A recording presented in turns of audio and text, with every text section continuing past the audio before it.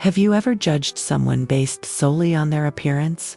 I witnessed something last month that completely changed how I view people forever. Picture this: a well-dressed executive screaming at an elderly janitor for accidentally bumping into her in the hallway. "Do you know who I am?" she yelled, her voice echoing through the entire office. What she didn't realize was that someone important was watching. Someone who would turn her world upside down in just moments. The CEO of our billion-dollar company was standing right there, and what he did next left the entire floor in complete silence. Stay until the end to see how this moment of humiliation turned into an unexpected lesson that transformed our entire company culture. This isn't just another workplace story. This is about the mask we all wear and the true power of humility. Welcome to Honor Echoes, where we share powerful stories that remind us of the values that truly matter in life. Before we dive into today's eye-opening story about an encounter that changed dozens of lives in an instant, make sure you're subscribed to our channel. We bring you authentic stories of courage, humility, and honor every week, stories that will inspire you to look at the world differently. Hit that subscribe button and notification bell so you never miss a moment of truth that could change your perspective forever. Now, let me tell you about the day that humbled our entire office. It was a regular Monday morning at Pinnacle Enterprises, where I've worked as a marketing manager for the past 5 years. Our office occupies 3 floors of a sleek downtown skyscraper, all glass, chrome, and importance. Like most corporate environments, there's an unspoken hierarchy. The executives occupy the top floor with their corner offices and spectacular views, while the rest of us mere mortals work in the open-plan spaces below. I'd just returned from a client meeting and was waiting for the elevator when I first noticed him, an elderly man, probably in his 70s, pushing a cleaning cart down the hallway. He wore standard janitorial blues with the name Frank stitched above the pocket. What struck me most was his demeanor. Despite his age, he moved with purpose, his eyes kind but observant. He nodded politely as he passed by employees, most of whom barely acknowledged his existence. I remember thinking it was unusual to see someone his age still working, especially in a physically demanding job. Most of our maintenance staff were younger, contracted through an external company. But there was something dignified about the way he carried himself that caught my attention. What I didn't know then was that Frank wasn't your ordinary janitor. And within the hour, everyone in our office would learn this in the most dramatic way possible. The incident occurred just before our weekly executive meeting.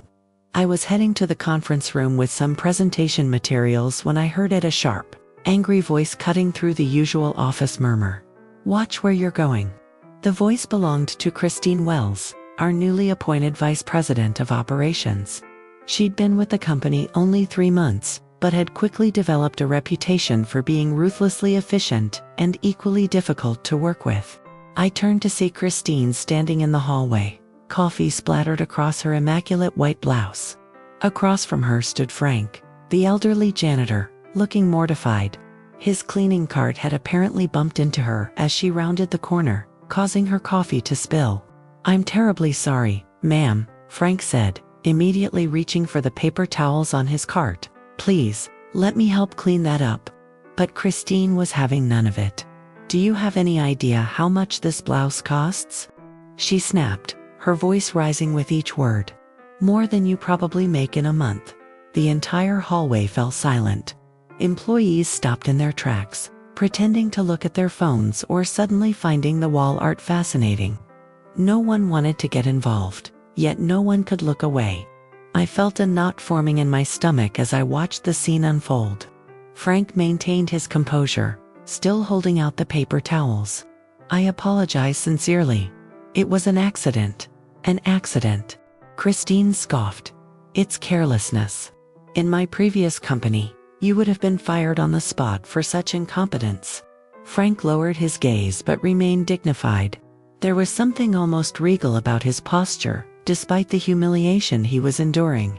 "Do you even know who I am?" Christine continued, her voice now echoing throughout the floor. "I am the Vice President of Operations. I oversee a budget larger than you've ever seen in your life. I could have your job with one phone call." I wanted to intervene but found myself frozen, just like everyone else. The power dynamic was so stark, a high-powered executive berating an elderly cleaning man just trying to do his job. It was uncomfortable, unfair, and all too common in corporate America. That's when I noticed him, Richard Parker, our CEO, standing at the end of the hallway, observing the scene with a look I couldn't quite decipher. Richard was somewhat of an enigma in our company. Despite being the founder of a billion-dollar technology firm, he rarely made appearances at our office. Most employees wouldn't even recognize him if they passed him on the street. Richard began walking toward the confrontation, and I expected him to simply pass by, or perhaps disappear into another hallway. Corporate CEOs typically avoided messy interpersonal situations, especially those involving lower-level staff. But Richard didn't walk past. He walked directly into the situation, positioning himself next to Frank. "Is everything all right here?" he asked, his voice calm but carrying an unmistakable authority. Christine, not recognizing who he was, barely glanced at him. "Everything's fine. Just explaining some basic professional standards to maintenance staff." Richard nodded thoughtfully. "I see. And those professional standards include publicly berating an employee for an accident." Now Christine looked at him properly, confusion crossing her face as she tried to place who this man might be. He wasn't dressed like an executive, just a simple button-down shirt, no tie, and khaki pants. "Excuse me, but this doesn't concern you," she said dismissively. "This is between management and janitorial staff." A small smile appeared on Richard's face. "Actually, I think it concerns me quite a bit." He reached into his pocket and pulled out a company ID badge. "Richard Parker, CEO." The color drained from Christine's face. The hallway, already quiet, now felt like a vacuum had sucked all the air out of it. I could almost hear people holding their breath. Richard turned to Frank and placed a hand on his shoulder. "Frank, would you mind giving us a moment?" Frank nodded. "Of course, sir." He began to push his cart away, but Richard stopped him. "Actually, before you go, Frank," Richard said, "would you mind holding these for me?" To everyone's astonishment, Richard began loosening his tie. He slipped it off and handed it to Frank. Then he started rolling up his sleeves. "What are you doing?" Christine asked, her voice now trembling slightly. Richard didn't answer her. Instead, he turned to the growing crowd of employees who had gathered to witness the spectacle. "I believe some introductions are in order," he announced. "Though many of you may not know me personally, I'm Richard Parker." He gestured toward Frank. "And this gentleman is Frank Garrison. While he is indeed working as a janitor today, his actual position is a bit more substantial." The whispers began immediately. Frank stood there, holding Richard's tie, a small smile now visible on his weathered face. "Frank is not only a member of our board of directors," Richard continued, "but he was also my mentor when I started this company 25 years ago. Before that, he was the CEO of Westfield Industries for 15 years. He retired with honors, but retirement didn't suit him. So when I mentioned our little experiment, he was the first to volunteer." Richard looked directly at Christine. "You see, Ms. Wells, we've been conducting what we call undercover leadership for the past month. Various members of our executive team and board have been working in different roles throughout the company, in the mailroom, the cafeteria, maintenance, customer service, to experience firsthand how our company operates at every level." The revelation sent shockwaves through the gathering. People were exchanging glances, undoubtedly wondering if they'd interacted with an undercover executive without realizing it. "The purpose," Richard continued, "is to understand the day-to-day challenges our employees face, to identify inefficiencies in our processes, and most importantly, to observe our company culture in action, rather than just reading about it in HR reports." He turned back to Christine, his expression now stern. "What I've observed today is deeply concerning. The way you spoke to Frank, who you believed was just a janitor, reveals a fundamental misunderstanding of our core values at Pinnacle Enterprises." Christine began to stammer an apology, but Richard held up his hand. "Before you speak, I want you to consider something. If Frank had been wearing a suit instead of a janitorial uniform, would you have spoken to him that way? If you had known his background, his achievements, his relationship to me and this company, would you have treated him with such disrespect? The question hung in the air. Everyone knew the answer. The measure of a person, Richard said, now addressing everyone present, isn't how they treat their equals or superiors. It's how they treat those they perceive as beneath them. It's easy to be respectful to a CEO or a client. The true test of character is how you treat the janitor, the receptionist, the intern, the people who can't necessarily advance your career. Richard turned to Frank and retrieved his tie. Thank you, Frank. I think we've learned something valuable today. Frank nodded. Always a pleasure to be part of your unorthodox teaching methods, Richard. His voice was different, now confident, articulate, carrying the weight of experience and authority that had been there all along but masked by his role. The crowd parted as Richard and Frank walked toward the conference room together, deep in conversation like the old friends and colleagues they were. Left standing alone was Christine, still splattered with coffee, her face flushed with embarrassment. The power dynamic had been completely reversed, and everyone had witnessed it. What happened next surprised me even more. After about 15 minutes, Christine was called into the conference room. The speculation among employees reached fever pitch. Most assumed she was being fired on the spot. I wouldn't have blamed Richard if that had been his decision. But when Christine emerged 30 minutes later, she was still employed. Later that afternoon, an all-staff email went out from Richard's office. It explained the undercover leadership initiative in detail and announced several immediate changes to company policy, including a new comprehensive respect in workplace program. But the most surprising part was the announcement that Christine would be leading this initiative.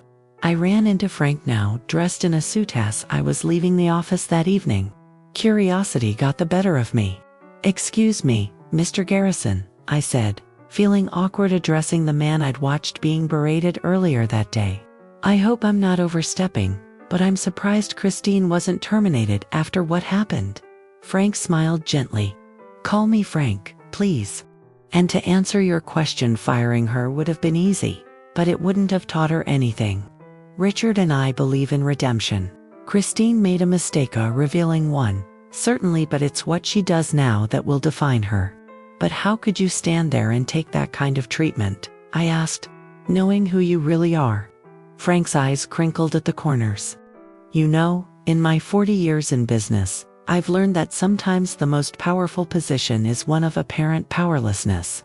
When people think you have nothing to offer them, no connections, no authority, no value, they show you who they truly are. It's quite enlightening."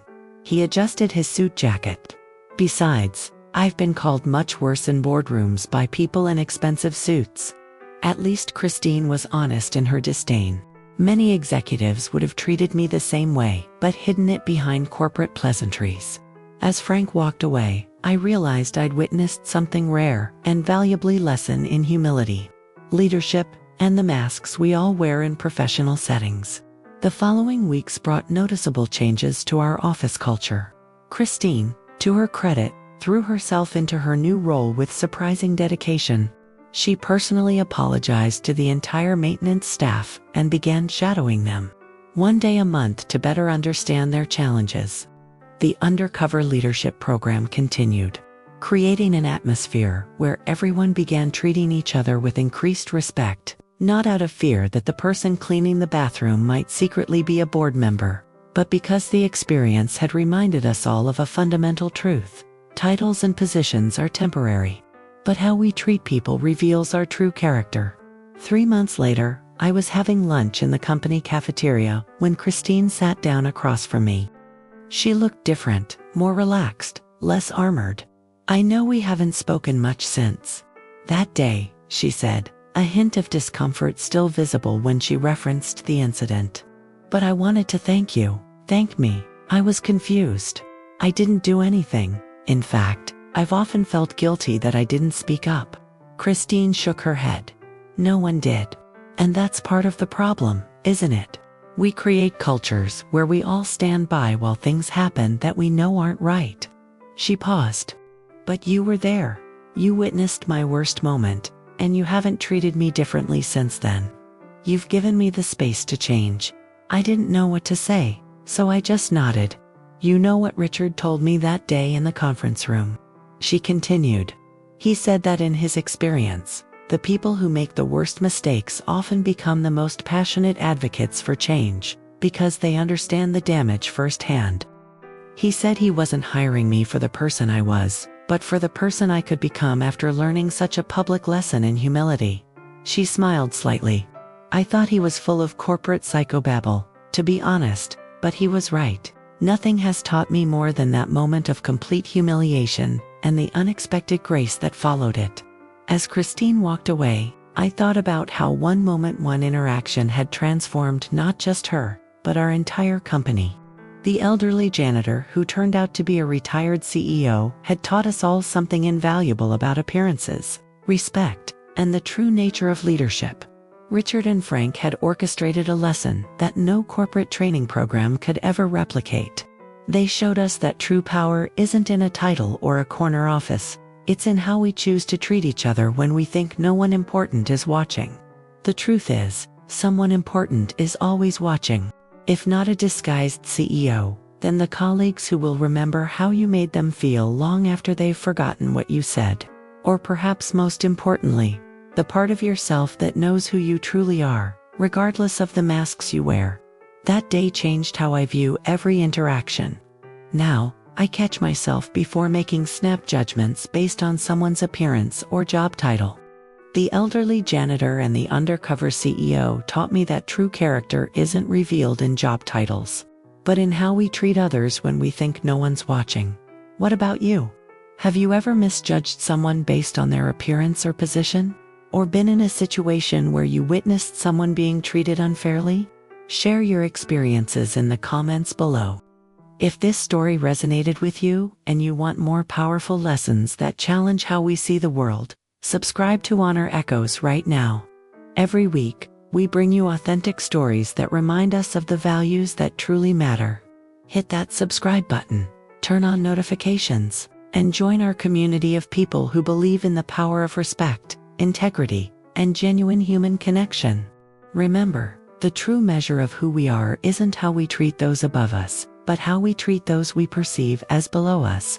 Until next time, this is Honor Echoes, where every story echoes the truth about what really matters.